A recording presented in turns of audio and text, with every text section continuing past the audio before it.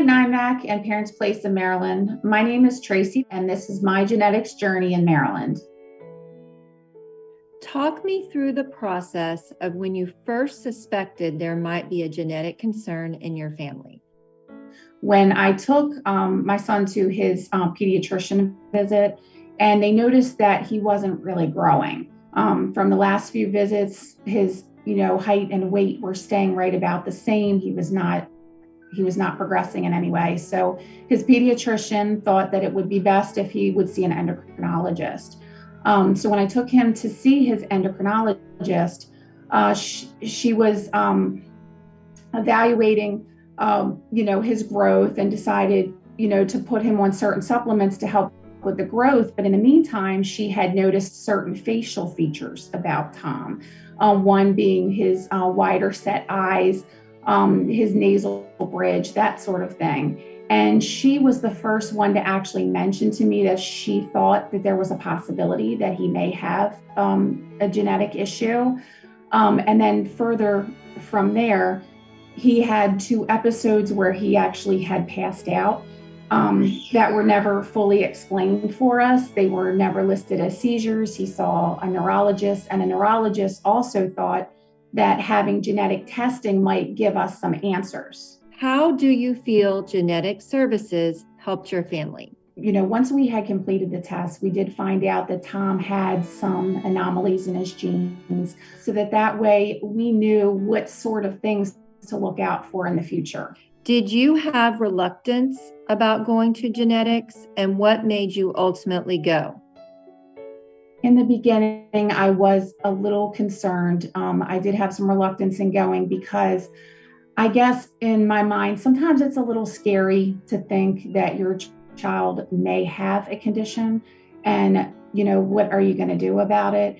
But I guess the reason that I was able to really work through it is it doesn't matter what the test actually says. My child is who he is now. And all I'm doing by getting the genetic testing done is, again, making sure that I know how to prepare for his future for him. I want him to be able to be a fully functional adult, be able to do everything for himself. It's my job to prepare him. And, by knowing what is going on with him, I'm able to prepare him for his future. When did you learn about genetic services? My first experiences with learning about genetic services, that they were even available, happened actually when I was actually pregnant. I was a kind of an older pregnancy, and so I was considered high risk from the very beginning. So genetic services were recommended because a lot of times, people as they age end up having, children with, increased possibilities of genetic issues. And while we were only really concerned at the time with making sure that there wasn't anything seriously wrong during the pregnancy. So we actually did genetic testing first, even before my son was born. And then, of course, later on, once it was determined that it seemed like there was something else going on, we took it a step further. What encouragement could you give other families who are starting their genetics journey?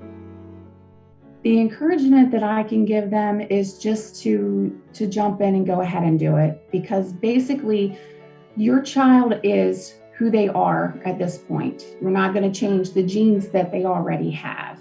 It's just more for you to understand how to prepare and to better be able to take care of your child if you know what to expect and know how to help plan for their future. What do you wish that people had told you at the start of your genetics journey? At the start of my genetics journey, I guess the one thing that I would have liked to have someone explain to me is that at this point, there may not be an answer. There may not be a definitive answer for the issue going on. So you may have certain things that are happening that at the end of your genetics journey, you will not have a clear explanation. The only good thing, I think, really, by doing the genetics, it helps them sort of build a profile to know that, maybe in the future, they can they are able to identify if there is an actual condition associated with something if they see enough of it.